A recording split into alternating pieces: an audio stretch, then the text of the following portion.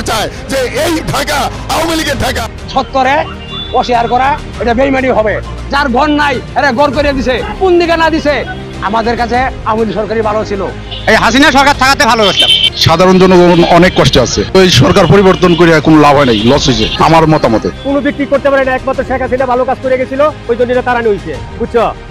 এবং এই দেশটা একটা সাধারণ দেশ, সাধারণ দেশটা ধ্বংস হয়ে গেছে। কালো বৃষ্টি আবার উড়া যাবে। আমি আশা করি সোনালী সূর্য আবার দেখা হবে। বন্ধু শেখ হাসিনা আসবে, বাংলাদেশ আসবে। কে বলে রে মুজিব নাই, মুজিব সারা বাংলায়। ইউনুস তুই রাজাকার, এই মুহূর্তে বাংলা চার। শেখ হাসিনা আসবে, বাংলাদেশ আসবে। ভাই রে ভাই, এবার ঢাকায় নির্ভয়ে লাঠিসুটা হাতে ইতিহাসের সেরা বিক্ষোভ মিছিল করেছে আওয়ামী লীগ ও ছাত্রলীগের বিক্ষুব্ধ নেতাকর্মীরা। এবার হয় এসপার নয় অসপার।